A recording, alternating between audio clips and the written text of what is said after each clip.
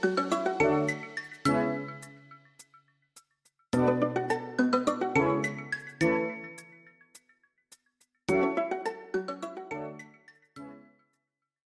everyone. Welcome to ShouJoe 2026, a new year of your favorite podcast that recaps and discusses shoujo anime. I'm your host, Sarah, joined as always by the wonderful Joe, putting the Joe in shoujo. How were your holidays, Joe? What are we looking forward to? Resolutions, blah, blah, blah, whatever you want to talk about. Go.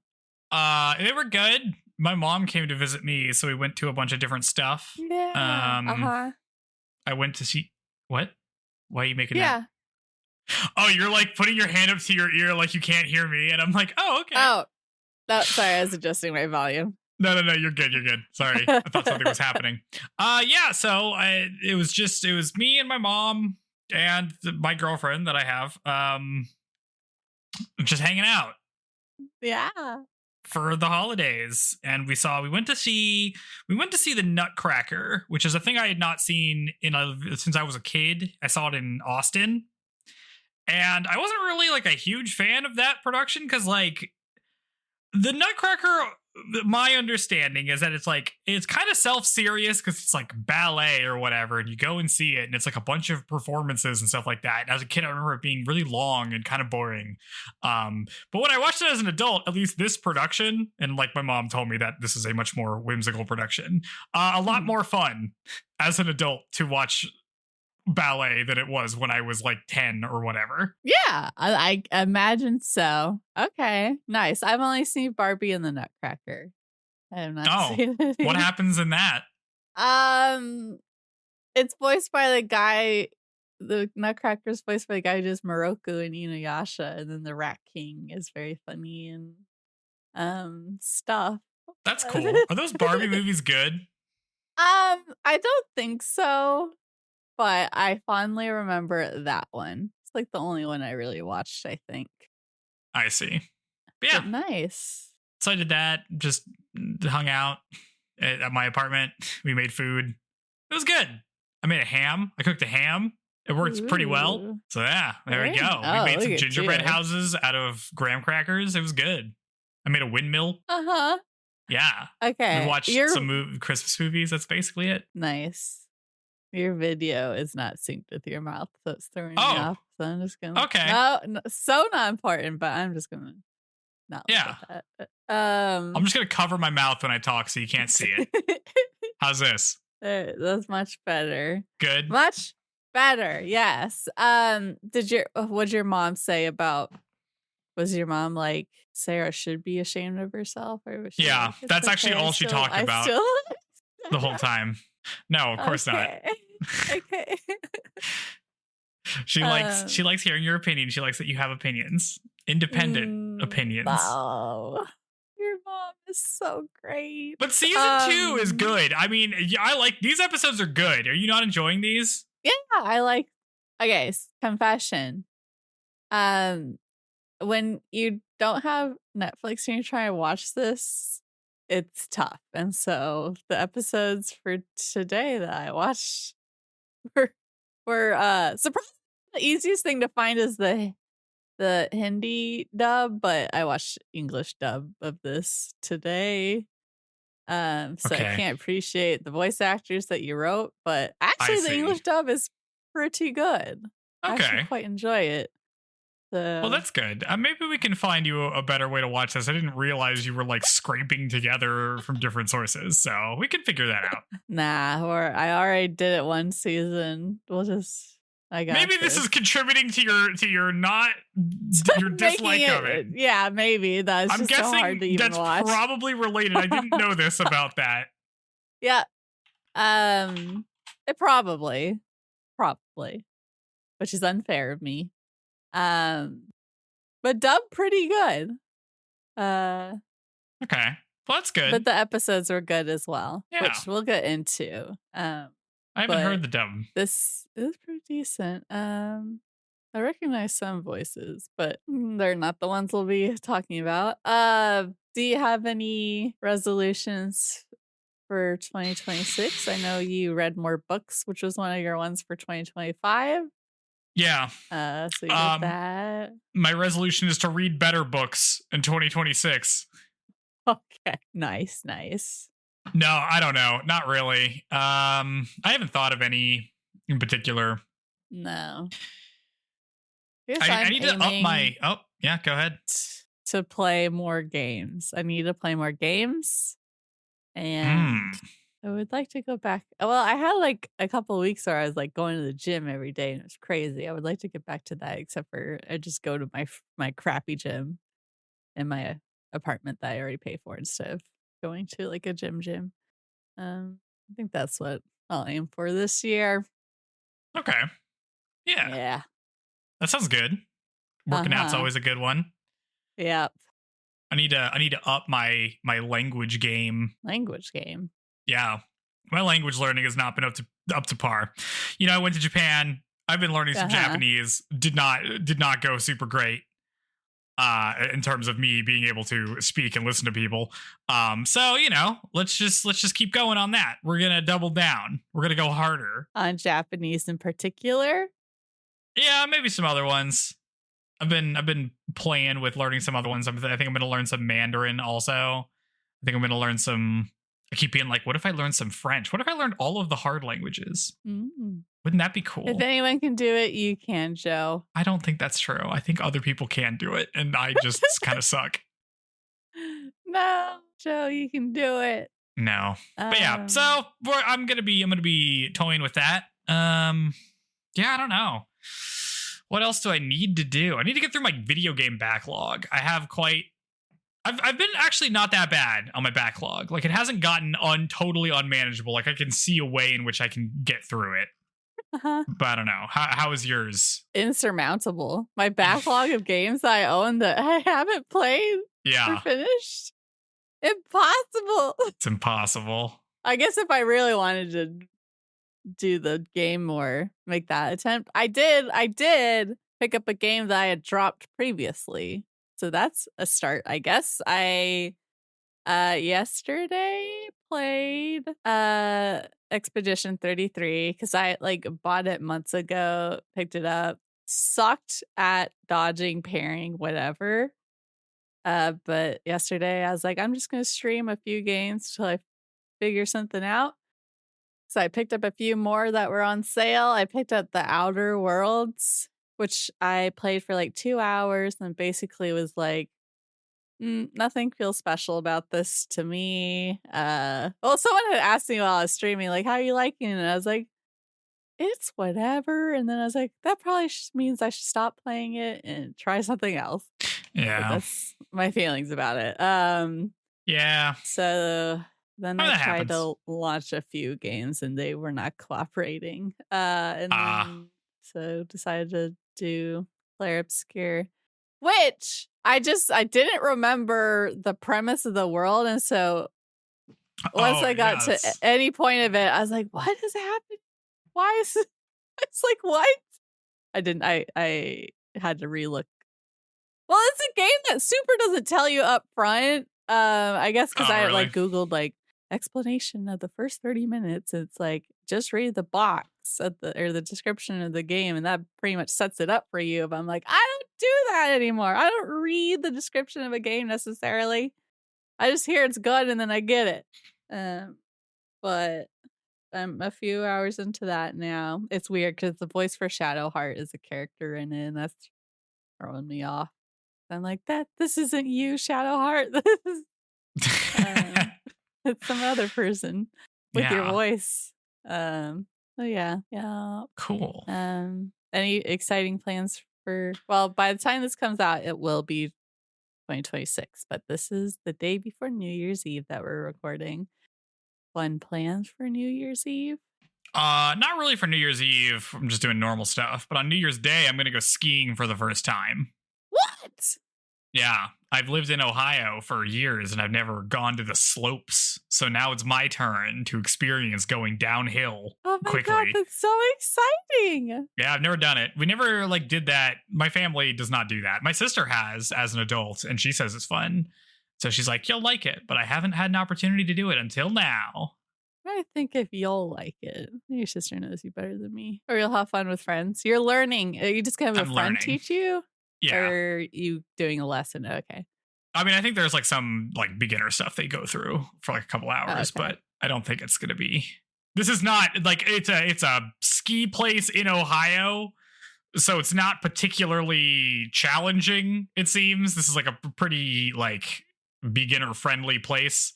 Good. And that's good. It's and also only 45 minutes away. Be easier to learn. I learned snowboarding, which is way harder, and I also was stingy. I'm like, I ain't paying for lessons.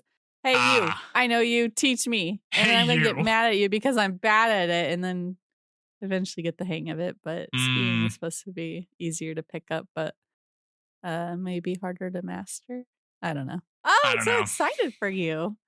Yeah, so that's what I'm doing. Starting the year with a bang. Hang out with people who have an early flight the next day, so they won't actually be staying out till midnight. So I'll just be home at a reasonable time, which I guess it's good because it's not safe necessarily to be out on maybe the busiest night of the year. So nothing crazy, but something. But the group is. We're going places to watch football, so that might be where like I'm drinking to drown my boredom or something. I don't know. We'll see. Okay, that's cool. Yeah. We shall whatever. Go with the flow. Yeah. New Year's. New us. Yeah. What do we have any pod goals? Well, the next show we're covering is one that I'm excited about. That maybe is part of the I think I've been looking forward to ever since we started this. So I'm gonna be pretty excited, but I don't know. I don't think we have it. Like, do we have any major goals? I need to read some manga. That's my goal. I need to actually read some manga so we can do some manga bonus episodes. For some reason, I keep not doing it. The only time I can like sit down and force myself to read a book is when I have to, which is why I'm in all these book clubs. So I really need to start like, I usually have like I have my book club books and then I have one book that I'm trying to like power through, and I need to make that manga for a little bit because I keep making it other stuff because they're like it keeps being like entries in series that I haven't read in like a year and a half. So I'm like, if I wait any longer, I'm gonna forget, and then I'll never be able to read the sequel. So I just got to do it. I just got to force it down, you know? Well, I feel like one volume of manga takes about 40 minutes to read. So you got this. Yeah. Not too bad. I got it. I can do it. I just need to make the time and do it. Yep. Oh, time. They should invent more of that. Or you free up your time from obligation. I should quit my job. So much time. That's what I should do. Listen, that's my biggest time obligation. It's that or sleeping. True. Those are my biggest ones. I got to cut down on one of them. What if I slept during my job, but also still did it somehow? Yeah. What if I create an AI agent that is me for a couple hours? Or maybe the AI agent will sleep for me. Are you Are you like interacting with people a lot of the time, or are you just kind of heads down doing your own thing? I kind of do my own thing for a lot of it. Yeah, no one will ever know. No one will ever know until I don't produce output, which will be pretty obvious. Oh, dang. Well, yeah. Speaking of output, let's speaking of dreaming, sleeping. Does she do that in this episode? Yeah, she kind of does that. Yeah, kind of. Yeah. Yeah. That's a better one. Yep, rolling with that. All right. Segue. We'll talk about My Happy Marriage, season 2, episodes 3 and 4. 2 episodes I like. Because we're doing stuff. I got some voice actors. These are for characters that get introduced these episodes. So be on the lookout for them when I mention them. The first one is Naoshi Usui, who is the big bad of this season, it seems. And he is voiced by Yuya Uchida, who is the voice of Gagali in Chainsaw Man, which is one of the devils with the mask. I think he's like the violence one, maybe. It's mostly in the movie that I haven't seen, but I have read the manga, so I know who that guy is. He also plays Prospero Charlotte in One Piece, which is one of he's like the first son of the Big Mama pirates. There was a whole arc with them. He plays a guy named Orden in Freeren who has red hair, and I think he's like the guy who's like the lord of that one place they go and have to fight those demons. I believe that's true. And he's also the voice of Frankenstein from Soul Eater. Ah, that one I know. There we go. Woo! Good. Yay, Soul Eater. Fun character. But yeah, not like a ton, like does a lot of work, not a lot of stuff I have seen particularly. Yeah. Which is not true of our second voice actor. So the voice actress for, I have to say this name a lot, so I feel like I'm just pronouncing it for the first time. Practice it. Kaoruko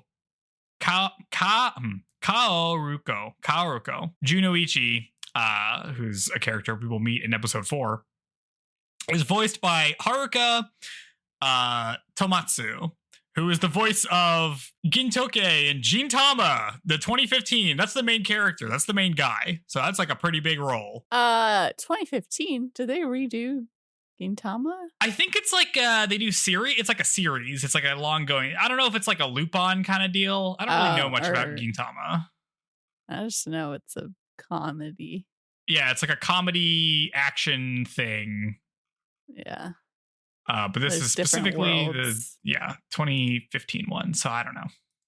She's also the voice of Psyche in Psyche K, a show that's popular and kind of modern.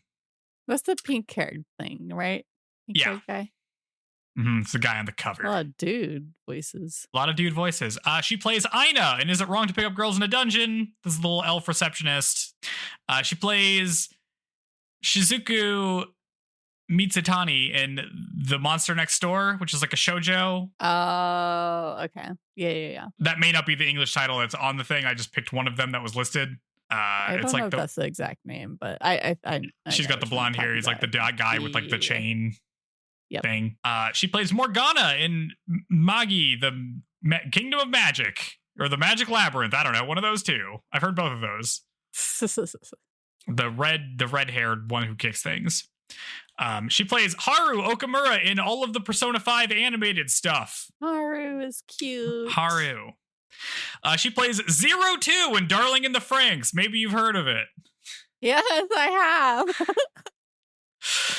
And she plays Asuna in all of the Sword Art Online stuff. Okay, so big roles. Yeah. In things. Yep. Main character, real main character energy off of this one. Yes. Which is kind of true of the character also. Mm-hmm. Yes. But that's not until episode 4. Right now we're in episode 3, and episode 3 is called The Gifted Communion and Demons. We open at the end of last episode where Arata is scolding Mio for using her Dream Maiden powers all alone. Fuyu chimes in to be like, hey, I'm also Rear. Like, who the hell are you, guy? And Arata introduces himself as Arata Asuba, a businessman and negotiator for the Imperial Order. And she's like, oh, wow, okay. You're like legit. Then they turn their attention back to the matter at hand. Mio insists that she's going to save this guy because she's saving this guy who got attacked by an Oni. And Arata's like, all right, well, it seems like you've made up your mind to like do this. So I guess you should do it. And I'll be here to watch you if things go bad, which kind of makes me wonder why you interrupted in the first place. If you were just going to be like, all right, you just go do it now. Elsewhere, Kyoka runs into some fleeing villagers who tell him that the Oni is at the abandoned shack, so he heads over here. There's a very funny animation thing that happens where a guy is running, but he's not moving. Yeah. It looks like he's just running in place. I don't know why they didn't just move the character up a little bit. Yeah. I did note that, yeah. That was very weird. Yeah. At the shack, Kyoka runs into another cultist who is chatty. This cultist claims that he is fighting for equality. It's unfair that such a small number of elite have magical powers and keep it all a secret from everyone else. Shouldn't everybody have magical powers? Why should only rich guys like you have it? All valid questions. But Kyoka says he isn't here for a debate. He's here to stop demons from eating people. And the cultist says that the gifted communion will liberate supernatural abilities from the lay folk, as proclaimed by their founder, Naoshi Usui, and then he disappears and then runs away. He literally turns invisible. They're all real mouthy, these cultists. Yeah, we love talk. I mean, you know how much cultists love to talk. Uh-huh.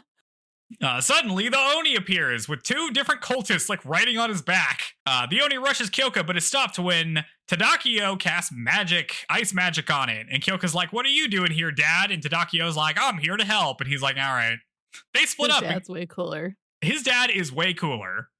Because they split up and Kyoka takes the Oni while his dad takes the cultist. And Tadakio just like beats the cultist very easily with hand-to-hand combat. He's like throwing them around.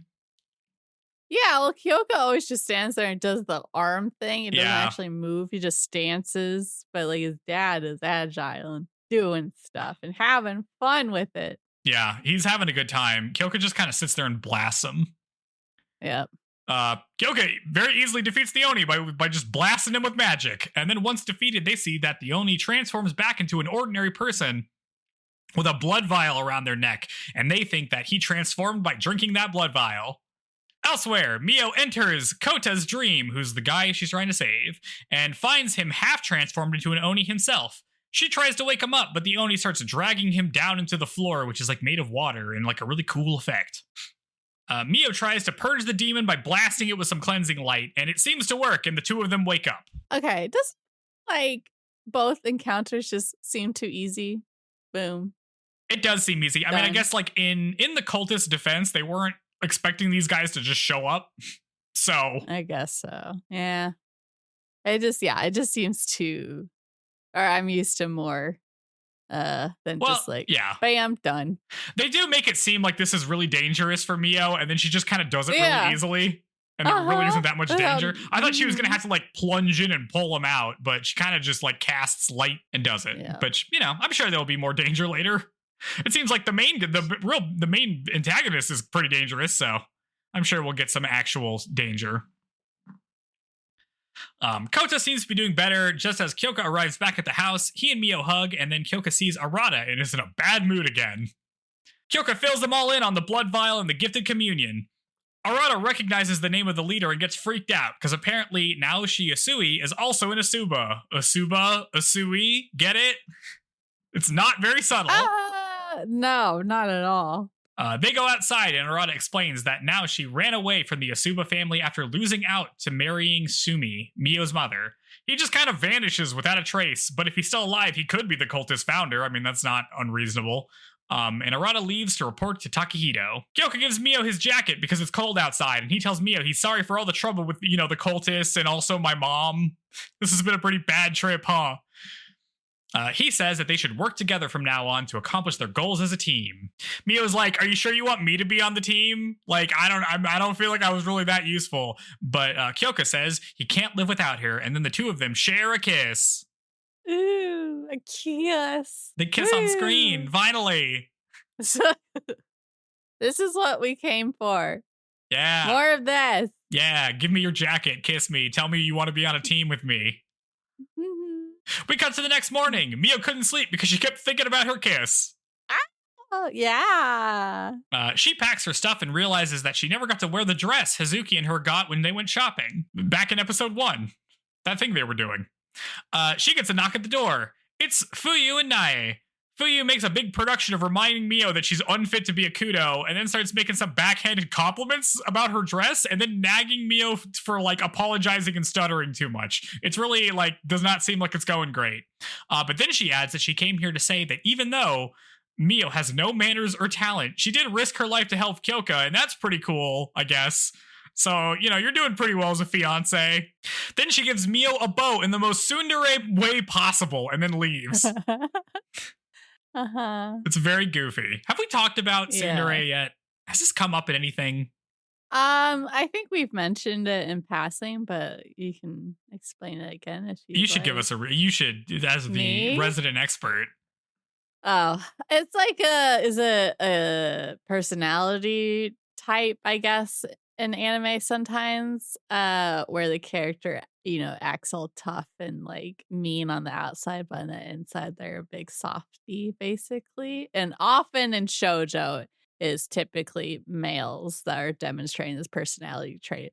But as we see here, it's not exclusively to dudes. Yeah, it's usually like a romantic trope, right? Where it's like, oh, this person likes you, or it's like, oh, I'm not doing this because I like you or anything. You know, it's the like, I'm being mean to you as a way for covering up my complicated feelings I don't quite understand. Ooh. Usually this is happening with high schoolers, so it makes more sense, and not a woman who is 50 or whatever. Yeah. So, yeah. But it's pretty funny. I don't know. She gets her a bow. Yeah. We win. We got mother's approval, kind of, I guess. Kind of, yeah. Fuyu sees Kyoka in the hallway, and she tells him to work on Mio's confidence by the next time that they visit. And Kyoka takes this as meaning that she's accepted her as his fiance. So, small victories. Yeah. Yay. All you gotta do is drop the Suba name and you'll score points. You just need your brother or your cousin, a businessman and negotiator for the emperor, to show up to really win you some points. Business card. He does give her a business card in like the middle of like an emergency situation. It's very funny that he just has that all the time. But she saves Kota or whatever, so that's good. That's cool. She's got cool magical powers, and she uses them to do stuff. I'd be impressed too. I guess we just don't get to see Mom or Fuyu have any powers. She must have married into the family. Yeah. Well, we haven't seen Hazuki do anything yet either, and I feel like she could. Freaking come on. Yeah. Give us something. Mio says bye to everybody in her new dress. It looks pretty good. And then she and Kyoka set out. And Arata also sets out with them. They leave. Third wheel for life. Third wheel. And my cousin is also here. Yeah. Elsewhere, Godo and some men launch a raid on a cultist building. But it's a trap and they all get blown up instead. Pretty slick trap here. I mean, I don't understand how they didn't see that this was an empty building when they ran in, but they sure fell for it. Yeah, they did. Mio, Kyoka, and Arata arrive at the train station in Tokyo. They're about to go their separate ways when suddenly they are engulfed in a red-toned barrier. And time kind of like slows down, and a bi-spectacled man shows up. The same one from her vision in episode 1. And he greets Kyoka, Arata, and his darling daughter Mio as we cut to credits. Bum, bum, bum. This was cool. I like this effect. Yeah. Bi-spectacled man. We can't just say man with glasses. Bi-spectacled. Yeah, I gotta say bi-spectacled. Oh, yeah, a man with glasses. That's not ominous. This guy's ominous. And the glasses are like kind of goofy. They're like round, like he's in a library. Yeah. It's not ominous. He's not like a particularly scary looking guy. No, but it's creepy calling her his daughter when we know he is calling her his daughter. But she has a dad. This guy who sucks and we don't talk to anymore. Yeah. Here's the alternative. Now do you feel so bad about I mean, look, you could have had an insane person as your dad, I guess. Yeah, that's true. Maybe things turned out for the better. Yeah, maybe it was good. So what do you think about this episode? We got some action. Resolutions with the in-laws. Resolutions. They kiss. Kyoka's dad is cool. Yeah, they kiss. Cool. He never finds out that his mom made her be a maid, I guess. Nope. Never found that out. But I thought we were going to spend more time with the parents and like learn stuff. But this kind of seemed, because they leave from here, and then kind of the B plot takes over as like the main plot. It kind of seems like, which is fine because the B plot seems pretty interesting this time. But I guess this is like the resolution we get with the mom. This is okay. Yeah, it feels realistic, I guess. That's not completely satisfying. That it doesn't really feel like everything's resolved, but we're on the right track. Yeah, maybe it's like you get to meet her while she's still figuring it out, so that the next time they meet, Mio is like way more like sure of herself, and then it's like now I can more easily accept because I've seen the growth.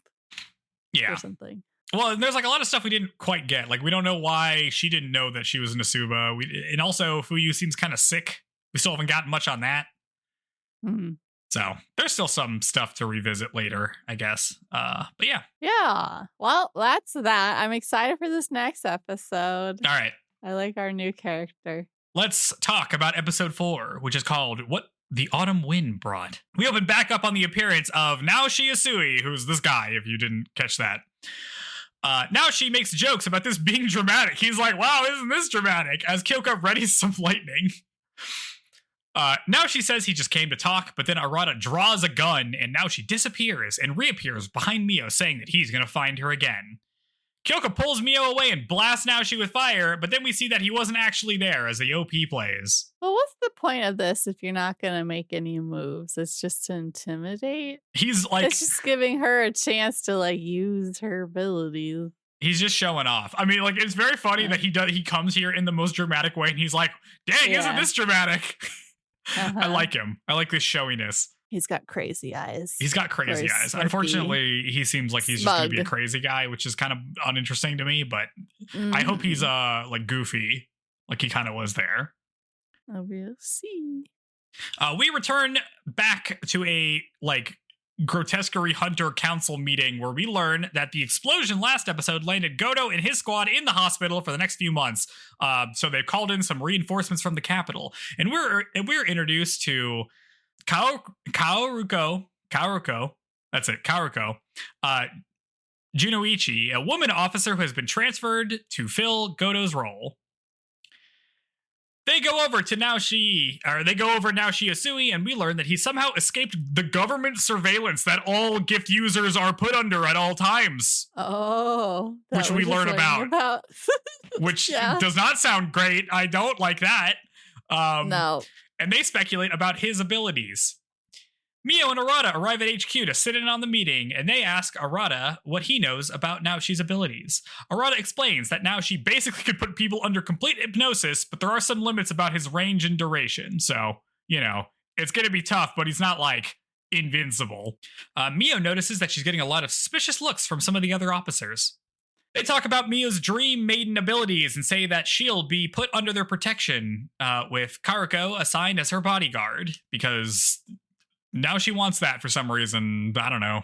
I mean, he did say he's going to find her again, so it's best we just put her under surveillance.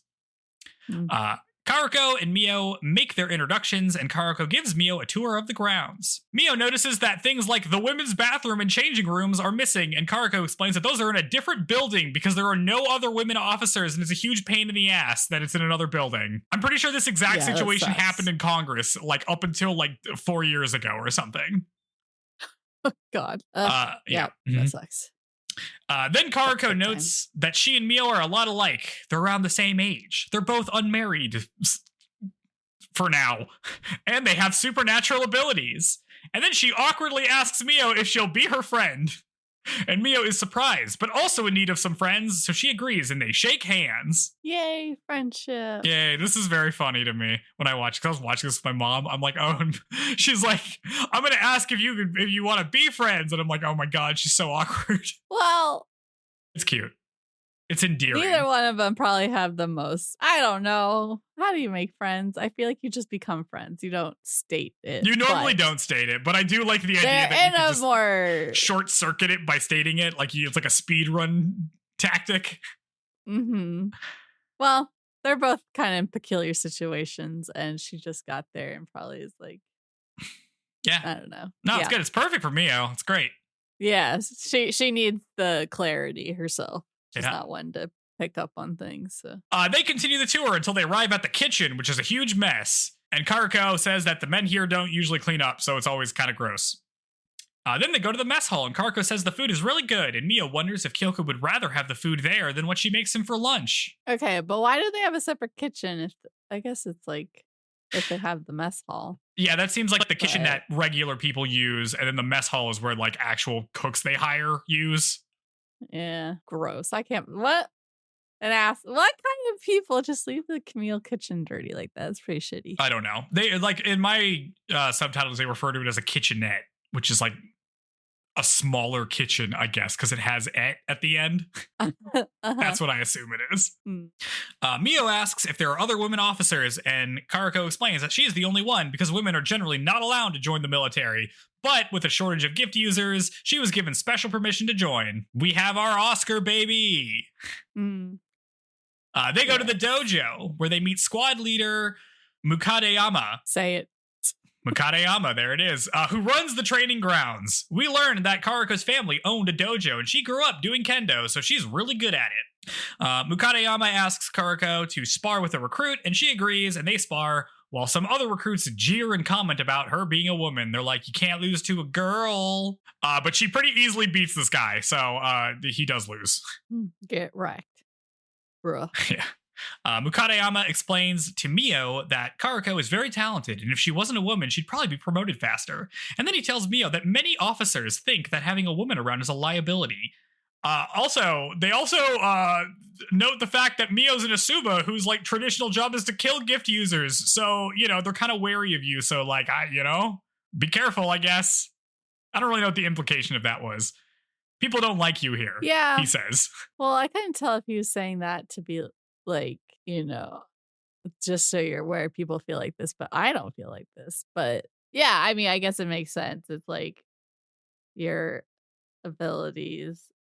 Remember when you thought no one had heard of Asuba? That's not true. That's true. Everybody knows who it is. Yeah, that's very true. And what they're all about. He's definitely saying this to like Warner because you can tell he likes Karako. So I think he's like a cool guy. But it seems that a lot of the other people are not cool guys. So this is nice. Yeah. It causes Mia to remember all the weird looks she's gotten, and then she kind of pieces it all together. She's like, oh, great. Another place I'm not welcome. Every day, Mio goes into some other place where she is not welcome. How is she supposed to build up her confidence if she just keeps getting crapped on by everyone? Yeah. She thinks she and Karako are similar in a lot of ways. Mio really admires her tenacity. At the Asuba estate, Arata tries to look up some stuff about Naoshi when this guy, is his name Yashiro? Let me confirm that that's his name. I just kind of thought it was his name, but it's been a while since we've seen his grandpa, and I don't know if that's his name. Let me look. I'm getting close. That might be right. It's Yoshiro. Yoshiro shows up and asks what you up to, Arata, and they talk about Naoshi, and Yoshiro gives some exposition about him. Apparently Naoshi was a very talented boy growing up. But he was also a psychopath. Only Sumi would stand up to him and wasn't scared of him, so they got to be kind of close to each other. Back at home, Mio fills Kyoka in on her day, and she asks if he'd rather eat the food at the dining hall than what she makes him for lunch. But he says that he loves eating her lunches, so she should keep making them if it's not too much trouble. Then we get another ill-signaled flashback. Like, they need to somehow indicate that this is a flashback, because it looks like it's the next scene, but it's not, because it's him and his dad talking at their house, which wouldn't make any sense. Anyway, Kyoka talks to his dad. He's like, hey, if I die, you need to take care of Mio. And his dad's like, wow, you like really care for her. You must love her so much. He's like, yeah. Thinking, I guess, most shoujo, we get like for example, when they kiss, it was just them kissing. There's no like flowers, whatever. There's no sparkles, no like visual cues happening. Yeah. That most shoujos would have. So I don't know if it did have that and they just took all of that out. And that's why like things like flashbacks we just have no visual aid other than like what you would see if you were in the scene itself. But maybe this is because it's adapted from a light novel. Because like a novel wouldn't have any of that stuff, right? Whereas like most of the stuff we've watched are manga adaptations, which would have like visual gags in it and like visual stuff. Yeah. I guess I've never really thought about that, but I guess that would make a difference. Like, I don't know. Would you, if you're like the animation director, do you have to like consult the author and be like, hey, how cartoony can we make this? Or do you just have license to do it? I guess we really don't have any cartoony moments at all in the show. No. So, and I guess this is why they made a live action of it. Rigid. Yeah, that's true. Oh, you think the magic looks good in the live action? No, but there's really not that much complicated magic in the first season. No, like there's just lightning really. And fire blasts, which I feel like you can do. And like they levitate some tables and stuff. Actually, like nothing so far has been like visually that complicated, I feel like, in terms of the magic. Except for like the dream world, which would be kind of hard to shoot. Yeah, that's true. Anyway, and then we cut to Mio dreaming about young Sumi and Naoshi. Sumi scolds Naoshi for beating up a kid so badly he landed in the hospital, but Naoshi doesn't really seem to care and instead just kind of teases Sumi. It's a weird interaction. Weird vibes from this kid. It'd be stressful being like, hey, you got your little like psycho cousin. You're the only one who kind of can deal with him. Can you go deal with him? And you're just a freaking kid. It's like, let me go it's like uncomfy. Yeah. To hang out with Vibes the are bad. lunatic in the family. Yeah. I'm afraid that every moment of Sumi's life has been terrible. It's, yeah. Mia wakes up and wonders what that dream was about. She's like, I don't really understand my powers. Like, is that supposed to help me? What am I doing here? But then we cut to her doing something that she knows will be helpful. Cleaning the kitchenette at the barracks. And Karako is also here to help out. And Mio apologizes to her, but Karako's like, nah, it's cool. We got permission, so we can do this. At the hospital, Kazushi visits Goto. Kazushi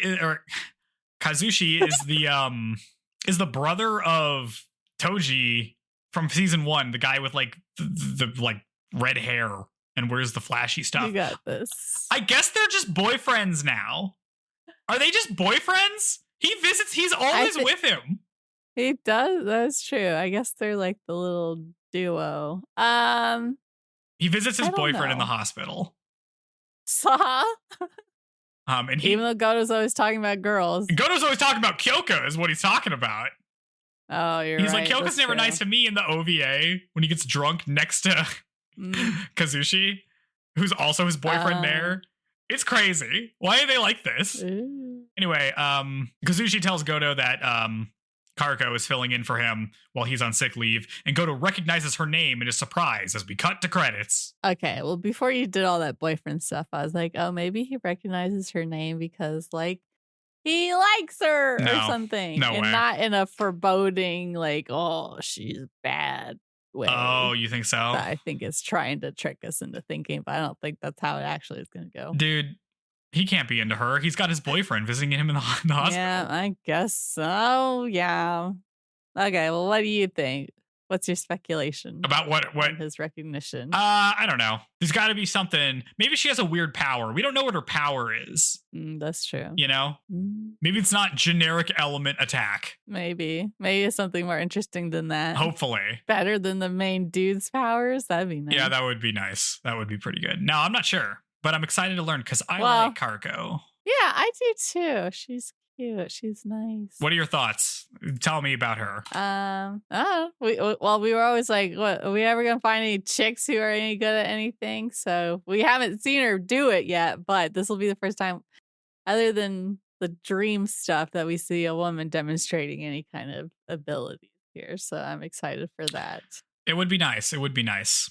How Oscar coded do we feel like she is? I don't think she's gonna be on a high horse like Oscar. You know, Oscar's all Oscar's like a noble and this and the yeah. Yes.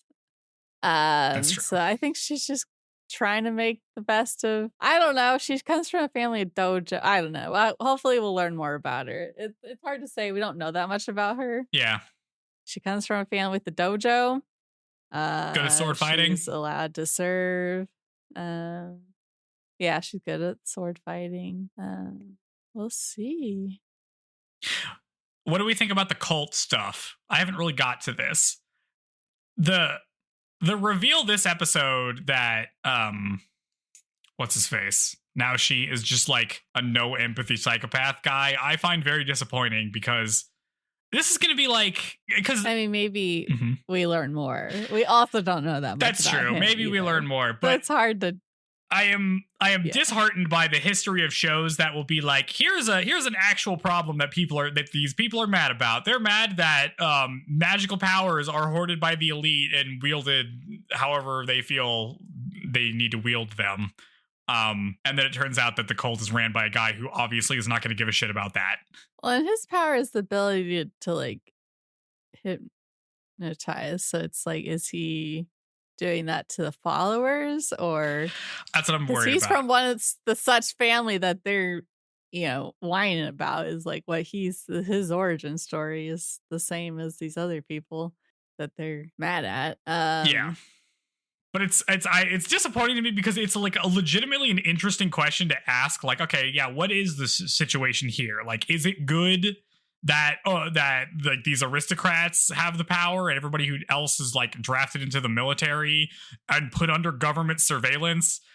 Because we all know the government's not being run well because the last emperor got himself blown up for being a weird freak about things. So it's not exactly like we could trust these guys. But I'm afraid we are not going to engage with that question because the leader clearly is just making that up. Yeah, probably not. Real Legend of Korra season 1 vibes from this thing. Amon. Yeah, very much the same thing. Disappointing. Yeah. Disappointing because these guys are supposed to be like the fake communists, right? Sure. Yeah. What? I'm not thinking, honestly, not thinking that deeply about it. I'm just like, when's our next kiss? Yeah. That's fair. That's what I'm here for. Yeah. No. When are you gonna get married in a show called My Happy Marriage? That's a good question. Legitimate question. When is that happening? Is it on the calendar? Are we waiting? We got a countdown clock? Yeah. Come on. It's very funny when Karuko is like, oh, we're both unmarried. And I'm like, dude, she's literally engaged. Do you not know she's engaged to your boss? Yeah. Maybe she doesn't.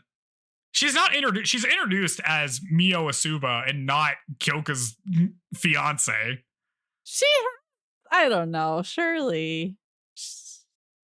They must know. She hasn't gone inside, but they should. Yeah. Lest they harass her and learn the hard way. Yeah. Ugh, weird. But yeah. Yeah. Well, I'm interested to learn more. I feel I'm looking forward to this plot more.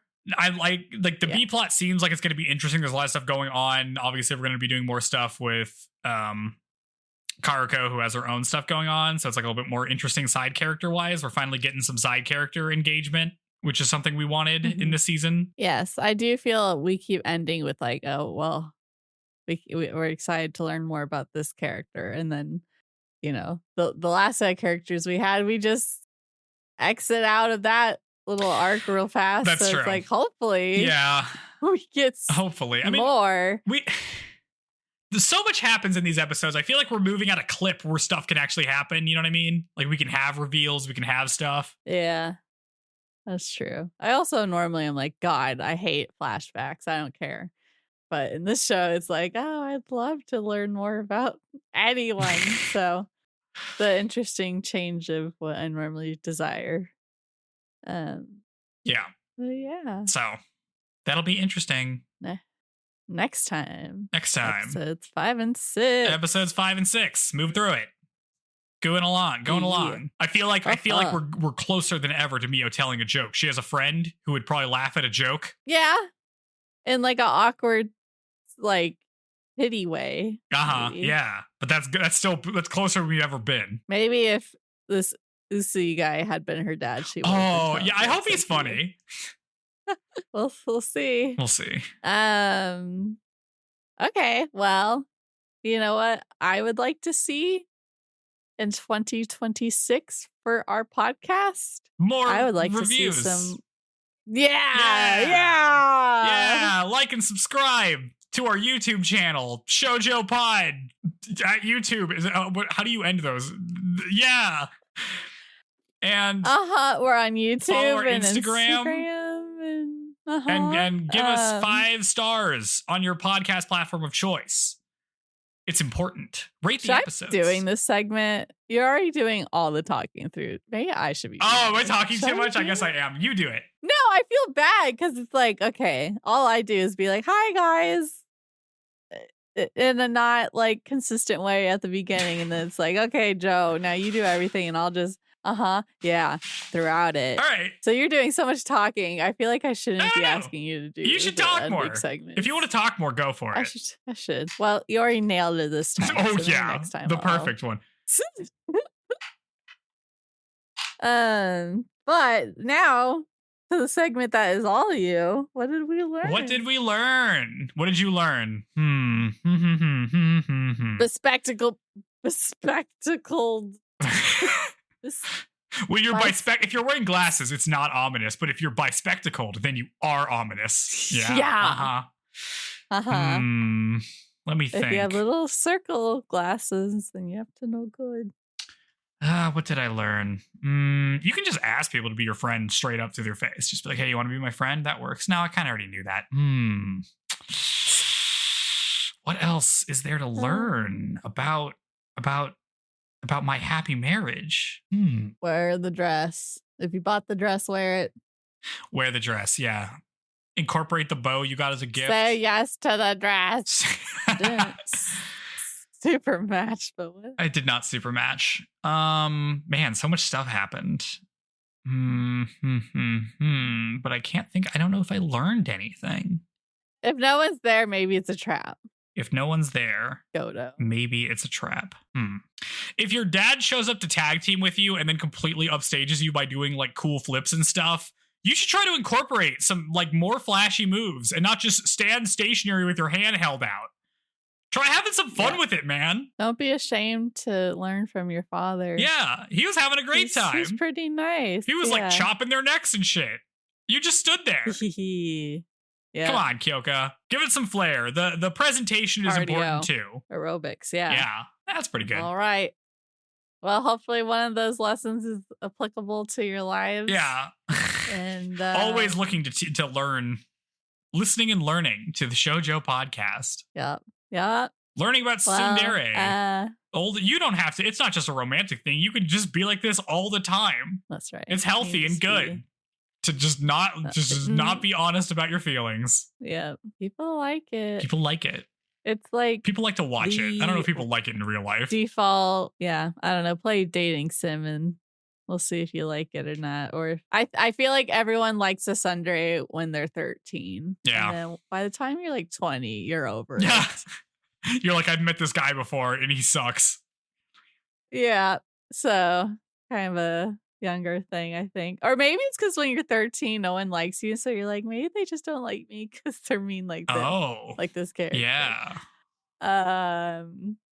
But anyways, thank you everyone for listening to us for the last almost 2 years, and here's to 2026 being the best year of ShouJoe yet. The best year. Huzzah. Woo. All right. Catch you next time. Episodes 5 and 6. Bye. Bye.